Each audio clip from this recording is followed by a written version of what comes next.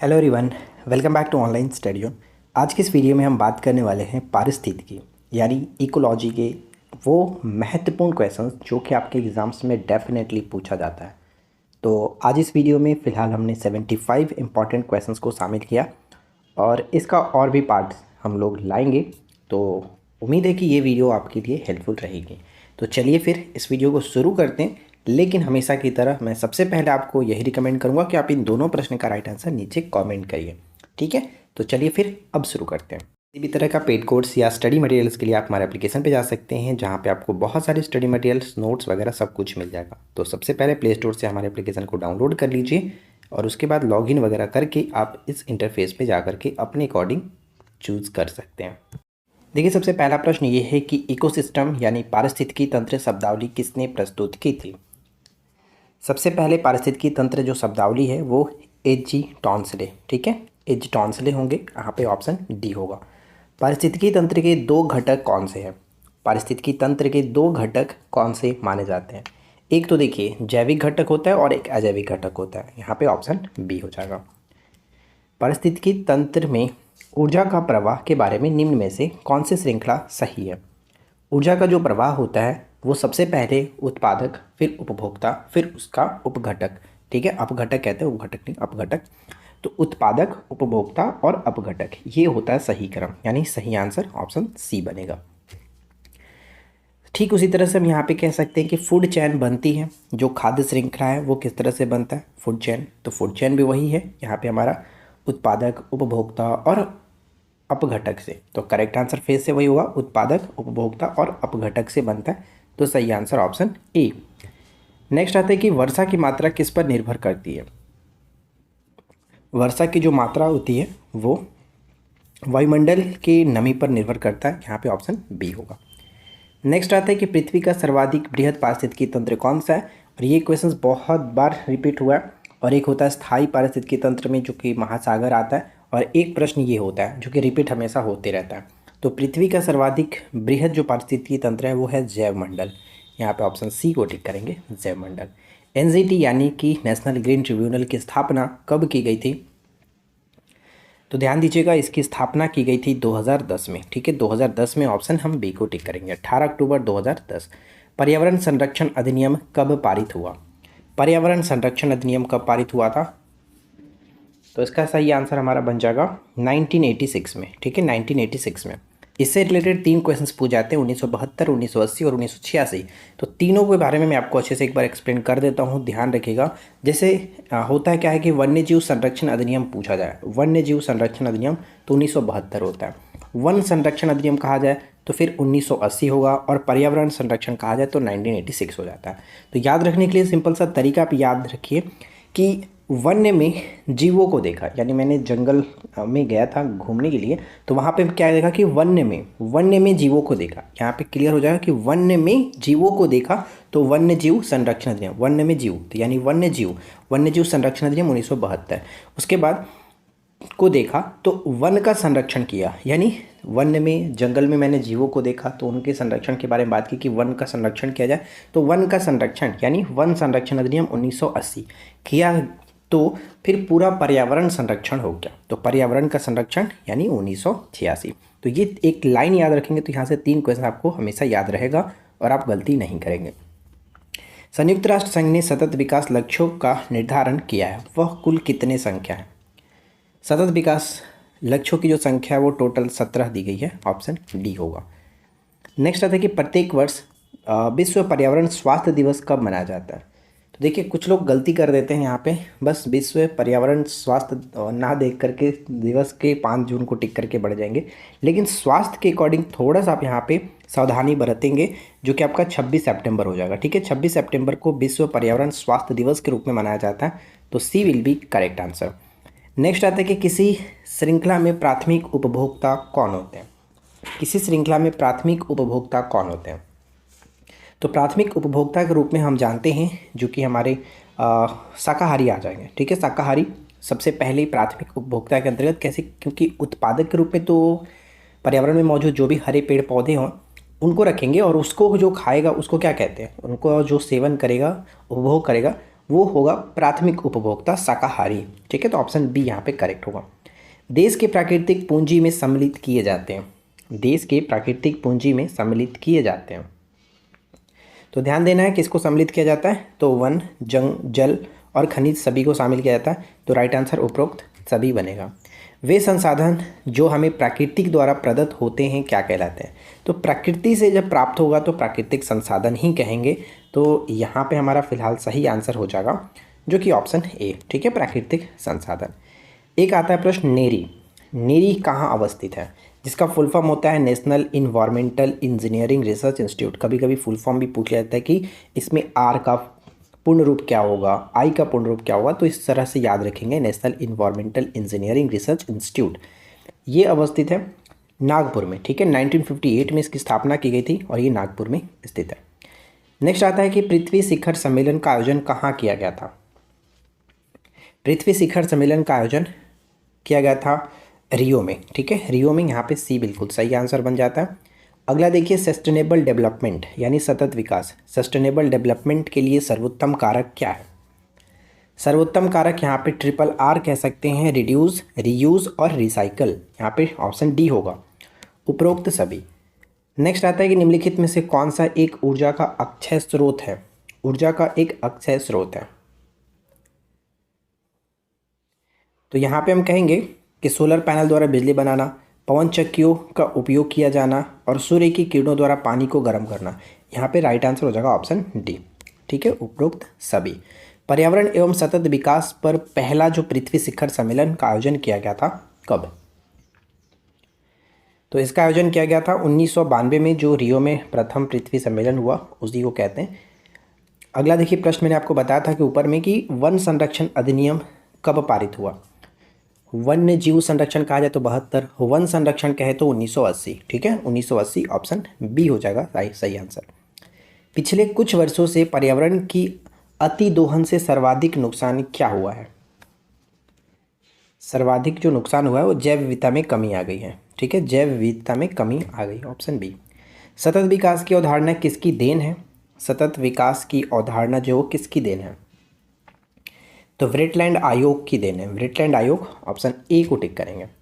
जैव विविधता दिवस या फिर जैव विविधता संरक्षण दिवस कब मनाया जाता है, तो जैव विविधता दिवस प्रत्येक वर्ष मनाते हैं 22 मई को। ठीक है, 22 मई, ऑप्शन सी। शून्य विकास रणनीति 1977 पुस्तक किसकी है, तो शून्य विकास रणनीति 1977 जो पुस्तक है इसको लिखा गया है दिल्ली के द्वारा। ठीक है, दिल्ली यहाँ पे बिल्कुल सही आंसर होगा, ऑप्शन सी। सुस्थिर विकास का क्या तात्पर्य है। सुस्थिर विकास का क्या तात्पर्य है, तो ध्यान देना है, सुस्थिर विकास का तात्पर्य होगा पर्यावरण संरक्षण के साथ विकास करना। पर्यावरण संरक्षण के साथ विकास करना। नेक्स्ट है कि वायुमंडल में गैसों की विभिन्न मात्राओं का सही मिलान नहीं है। बताइए कि चारों में से कौन गलत तरीके से मिलान किया गया, तो हाइड्रोजन बोल रहा हूँ, नाइट्रोजन की मात्रा 78%, ऑक्सीजन की मात्रा लगभग 21% होता है और आर्गन 0.93%। लेकिन कार्बन यहाँ पे जो मिलान किया गया वो गलत है, क्योंकि कार्बन की जो मात्रा होती है, कार्बन डाइऑक्साइड की मात्रा होती है 0.03% होता है। ठीक है, यहाँ पे एक जीरो एक्स्ट्रा है, इस वजह से हम कहेंगे कि ये मिलान हमारा गलत है, ऑप्शन डी।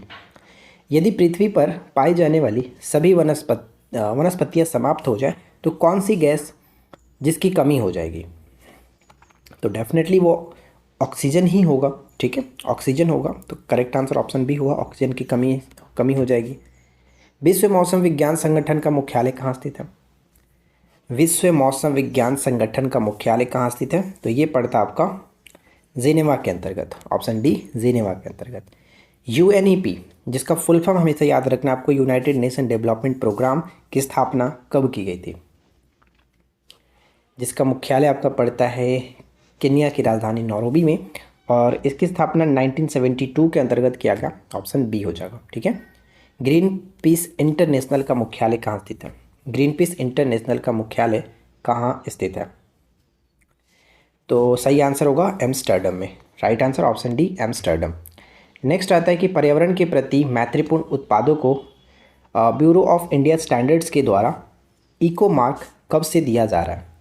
इको मार्क जो दिया जाता है वो पर्यावरण मैत्रीपूर्ण उत्पादों को ही दिया जाता है। तो राइट आंसर हो जाएगा ऑप्शन बी, 1991 से ये दिया जा रहा है। ठीक है, 1991 से। अगला है कि पर्यावरण सुरक्षा अधिनियम को अन्य किस नाम से जाना जाता है? पर्यावरण सुरक्षा अधिनियम को अन्य किस नाम से जानते हैं? तो इसे छाता विधान कहा जाता है, छाता विधान, ऑप्शन सी। अगला, हाल ही में पर्यावरण संरक्षण के लिए ग्रीन आर्मी का उपयोग किसने किया था? किस देश ने ग्रीन आर्मी का उपयोग किया था?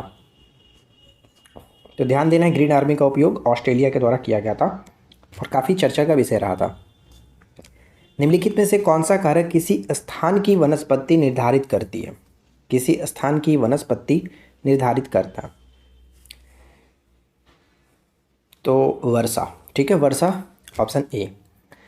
पौधे किस प्रकार का जल अवशोषित करते हैं, यानी किस प्रकार से जल का अवशोषण करते हैं, अवशोषित करते हैं? तो केशिका जल। ठीक है, केशिका जल, ऑप्शन बी होगा, केशिका जल। नेक्स्ट देखिए कि भूपारिस्थितिकी तंत्र में ऊर्जा का मुख्य स्रोत क्या है? भूपारिस्थितिकी तंत्र में ऊर्जा का मुख्य स्रोत क्या है? ये क्वेश्चंस भी एग्जाम्स में पूछा जाता रहता है, हमेशा बहुत बार रिपीट हुआ है। तो सही आंसर क्या होगा? सूर्य। सूर्य यहाँ पे करेक्ट होगा, ऑप्शन ए। दो भिन्न समुदायों के बीच का संक्रांति क्षेत्र क्या कहलाता है? One of the most important question. दो भिन्न समुदायों के बीच का संक्रांति क्षेत्र को हम लोग क्या कहते हैं? Ecotone. Ecotone, option A, ecotone. Next, पारिस्थितिकी विज्ञान केंद्र कहाँ स्थित है? पारिस्थितिकी विज्ञान केंद्र कहाँ स्थित है? तो ये पड़ता है आपका बेंगलुरु के अंतर्गत। पारिस्थितिकी विज्ञान केंद्र बेंगलुरु के अंतर्गत। डार्विन का उत्विकास का सिद्धांत आधारित है। डार्विन का उत्विकास का सिद्धांत आधारित है किस पर? तो उत्परिवर्तन पर, उत्परिवर्तन। नेक्स्ट आता है कि फ्लेक्टन किसे कहते हैं? फ्लेक्टन किसे कहते हैं? तो फ्लेक्टन जो होता है वो ऐसे जीव जो समुद्र की सतह पर तैरते हैं उनको कहा जाता है फ्लेक्टन। नेक्स्ट क्वेश्चन बनता है कि सर्वप्रथम पारिस्थितिकी स्तूप की परिकल्पना प्रस्तुत किसने की थी? सर्वप्रथम पारिस्थितिकी स्तूप की जो परिकल्पना है वो किसने प्रस्तुत किया था? तो चार्ल्स एल्टन ने, Charles Elton, option A. Surya Prakash में उगने वाले पादपों को क्या कहते हैं? सूर्य प्रकाश में उगने वाले पादपों को हम लोग किस नाम से जानते हैं? इसे आतपोदविद के नाम से जाना जाता है, आतपोदविद, ऑप्शन ए होगा सही आंसर। मृदा परिवर्धन को कहते हैं, मृदा परिवर्धन को कहते हैं। तो राइट आंसर यहाँ पे क्या होगा? ऑप्शन हम मृदा परिवर्धन को, तो सी यहाँ पे करेक्ट होगा, मृदा जनन। ठीक है, मृदा जनन, option C will be correct answer. अगला प्रश्न कि बृहद जलाशयों में अधिकतम तापमान होता है, बृहद जलाशयों में अधिकतम तापमान होता है किस स्तर में? तो ज़्यादा जो तापमान होगा वो हम कहते हैं ऊपरी स्तर पर ही होता है, ऊपरी स्तर में। मृदा में उपस्थित अपक्षयित होते कार्बनिक पदार्थों को क्या कहते हैं? मृदा में उपस्थित अपक्षयित होते कार्बनिक पदार्थों को किस नाम से जाना जाता है? उसे हम लोग ह्यूमस कहते हैं। ठीक है, ह्यूमस, ऑप्शन ए। परितंत्र में ऊर्जा का प्राथमिक या फिर मुख्य स्रोत क्या है? तो वही चीज़ जो हमने ऊपर में देखा था कि प्राथमिक या फिर मुख्य जो स्रोत होता है पारिस्थितिकी तंत्र में है सूर्य का प्रकाश, ऑप्शन ए, सूर्य का प्रकाश। नेक्स्ट है कि किसी परितंत्र में सबसे बड़ी संख्या किसकी होती है? किसी परितंत्र में सबसे बड़ी जो संख्या होती है वो किसकी होती है?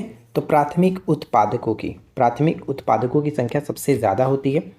वायु एवं जल की क्रिया द्वारा भूमि का कटाव क्या कहलाता है? वायु एवं जल की क्रिया द्वारा भूमि का कटाव क्या कहलाता है? तो उसे हम लोग अपरदन कहते हैं। ठीक है, अपरदन, ऑप्शन ए, अपरदन। मैंग्रोव वनस्पति का मुख्य घटक कौन सा है? मैंग्रोव वनस्पति का मुख्य घटक कौन सा है? तो राइट आंसर ऑप्शन ए होगा, राइजोफोरा। ठीक है, राइजोफोरा। और ये मोस्ट इंपॉर्टेंट क्वेश्चन है, ध्यान रखिएगा। और साथ ही साथ हाइड्रोपोनिक्स किससे संबंधित है? एकदम वीवीआई प्रश्न। हाइड्रोपोनिक्स का संबंध होता है, हाइड्रो मतलब पानी, ठीक, सिर्फ पानी में, यानी मिट्टी के बिना पौधे की वृद्धि करने को हम लोग कहते हैं हाइड्रोपोनिक्स। सिर्फ पानी के सहारा से इसे पौधों को उगाया जाता है। सर्वाधिक जैव विविधता कहाँ पाई जाती है? सर्वाधिक जैव विविधता जो है वो हमें देखने को मिलता है उष्णकटिबंधीय वर्षा वनों में, उष्णकटिबंधीय वर्षा वनों में। तो बी यहाँ पे सही होगा। अगला प्रश्न कि चिपको आंदोलन मूल रूप से किसके विरुद्ध था? तो आपको पता ही है चिपको आंदोलन 1973 में, जो कि उत्तर प्रदेश के चामोली, लेकिन अब हम उत्तराखंड कहते हैं, में किया गया था। पेड़ों की कटाई की सुरक्षा के लिए इसको स्टार्ट किया गया था।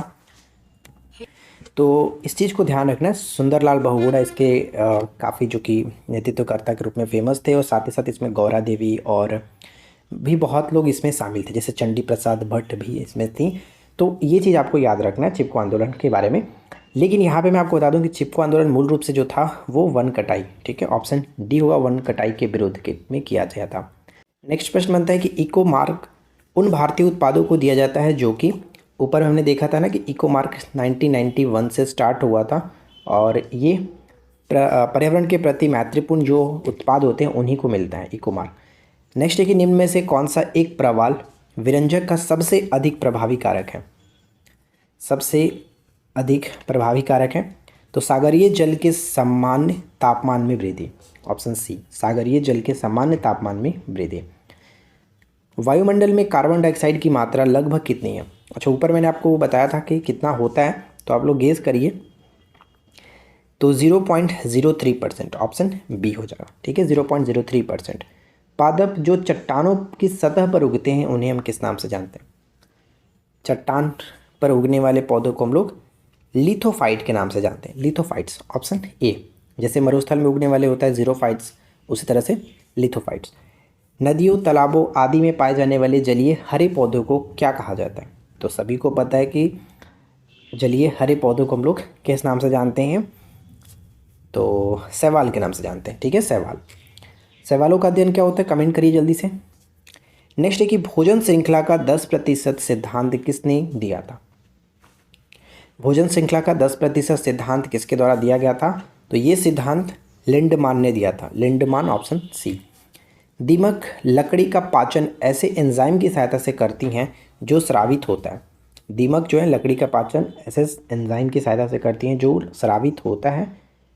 तो यहाँ पे सही आंसर जो होगा वो सहजीवी प्रोटोजोआ द्वारा, सहजीवी प्रोटोजोआ द्वारा, ऑप्शन सी। निम्न में से कौन सा सबसे अधिक स्थिर पारिस्थितिकी तंत्र है? सबसे अधिक स्थिर पारिस्थितिकी तंत्र कौन सा है? ऑलरेडी आपको बताया गया था कि महासागर, ठीक है, महासागर सबसे स्थिर पारिस्थितिकी तंत्र के रूप में माना जाता है।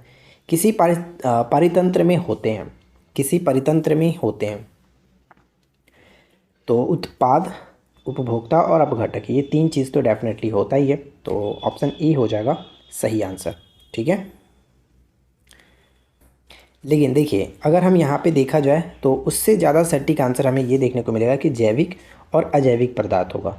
इसलिए हम यहाँ पे अगर ऑप्शंस में ये नहीं रहता तो फिर हम ये टिक कर सकते थे, लेकिन इससे ज़्यादा सूटेबल हमें ये देखने को मिलेगा, इसलिए डी यहाँ पे बिल्कुल सही आंसर बनेगा आपका। जैविक और अजैविक पदार्थ होते हैं। इस पदार्थ के जगह पर घटक भी दे सकता है कि जैविक और अजैविक घटक।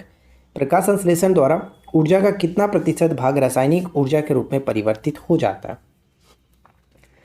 प्रकाश संश्लेषण द्वारा ऊर्जा का कितना प्रतिशत भाग रासायनिक ऊर्जा के रूप में परिवर्तित हो जाता है? तो 1 से 2%, 1 से 2%।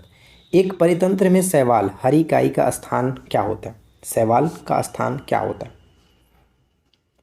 तो ऑप्शन बी होगा उत्पादक। हरी जो शैवाल है वो उत्पादक के अंतर्गत ही आता है, क्योंकि उनका सेवन भी करने वाले उपभोक्ता होते हैं।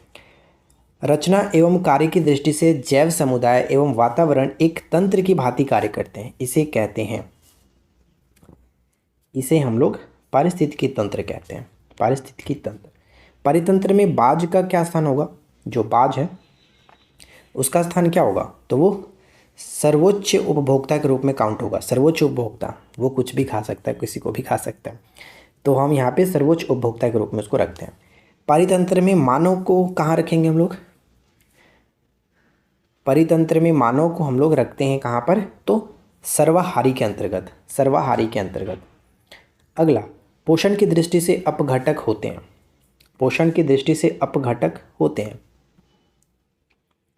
तो ध्यान रखना ये प्रश्न अच्छा है कि पोषण की दृष्टि से अपघटक जो होते हैं वो मृतपजीवी होते हैं, मृतपजीवी, ऑप्शन डी। वन के पेड़ों की छालों पर उगे मिलते हैं, वन के पेड़ों की छालों पर उगने जो मिलते हैं हमें उसे क्या कहते हैं? लाइकेन, ठीक है, लाइकेन, कवक और शैवाल का ये मिश्रण होता है लाइकेन। एक से अधिक जातियों का समूह जो किसी स्थान पर रहता है उसे क्या कहते हैं? एक से अधिक जातियों का समूह जो किसी स्थान पर रहता है उसे हम लोग क्या कहते हैं? उसे हम लोग कहते हैं जैव समुदाय, ठीक है, जैव समुदाय, ऑप्शन बी। निम्नलिखित वृक्षों में कौन पारिस्थितिकी मित्र नहीं है? पारिस्थितिकी मित्र नहीं है। तो यूकेलिप्टस को पारिस्थितिकी मित्र के रूप में नहीं जाना जाता क्योंकि ये काफ़ी ज़्यादा पानी को अवशोषित करता है, जिससे ये माना जाता है कि ये पृथ्वी के लिए मतलब कि हमारे लिए अच्छा नहीं है, पर्यावरण के लिए अच्छा नहीं माना जाता है। ह्यूमस किसका एक प्रकार होता है? ह्यूमस जो है वो किसका एक प्रकार होता है? तो मृदा में क्षयमान जैव का, मृदा में क्षयमान जो जैव होते हैं उनका ये एक प्रकार होता है। कुछ सूक्ष्म जीवों की सहायता से वायुमंडल में पोषक तत्वों का पुनर्चक्रण होता है। इन सूक्ष्म जीवों को क्या कहते हैं? इन सूक्ष्म जीवों को अपघटक कहा जाता है, ठीक है, अपघटक कहते हैं, ऑप्शन सी। निम्नलिखित में से किस विकल्प का अर्थ प्राकृतिक और कृत्रिम रूप से जंगलों को पुनः स्थापना है? प्राकृतिक और कृत्रिम रूप से जंगलों को पुनः स्थापना है, तो रीफॉरेस्टेशन, ठीक है, रीफॉरेस्टेशन कह सकते हैं, पुनः जंगलों का निर्माण, ऑप्शन सी। शांत घाटी राष्ट्रीय उद्यान जो कि पलक्कड में, बताइए कि कौन सी चोटी सबसे ऊंची चोटी है? पलक्कड में जो एजिंडा चोटी है वो सबसे ऊंची चोटी है शांत घाटी राष्ट्रीय उद्यान की, केरल में पड़ता है। इसके बाद हमारा अगला प्रश्न आता है कि मीथेन के बाद बायोगैस का मुख्य घटक इनमें से कौन है? मीथेन के बाद बायोगैस का मुख्य घटक के रूप में हम लोग जानते हैं कार्बन डाइऑक्साइड, ठीक है, कार्बन डाइऑक्साइड यहाँ पे सही होगा, ऑप्शन ए। और आज की इस वीडियो का आखिरी प्रश्न कि पारिस्थितिकी शब्द का सर्वप्रथम उपयोग किसने किया था? तो ध्यान दीजिएगा, पारिस्थितिकी शब्द जो है सबसे पहले दिया गया था अर्नेस्ट हैकल के द्वारा, जबकि पारिस्थितिकी तंत्र दिया गया था एजे टॉन्सले के द्वारा। सबसे पहला क्वेश्चन मैंने आपको ये कराया था और सबसे आखिरी क्वेश्चन ये हो गया, ठीक है। तो करेक्ट आंसर फिलहाल यहाँ पे ऑप्शन ए है। तो देखिए 75 इंपॉर्टेंट जो कि आपका इकोलॉजी से क्वेश्चंस था, और उम्मीद है फ्रेंड्स कि आप लोगों को ये वीडियो अच्छा लगा होगा। वीडियो पसंद आया हो तो प्लीज़ वीडियो को लाइक एंड शेयर करिए, चैनल पे पहली बार है सब्सक्राइब करिए, नोटिफिकेशन बेल आइकन को ऑल पे सेट रखिए ताकि आने वाली वीडियो की नोटिफिकेशन आपको इंस्टेंट मिलती रहे। तो फिलहाल हम मिलते हैं आपके साथ नेक्स्ट वीडियो में नए टॉपिक के साथ। Thanks for watching, keep learning, have a good day.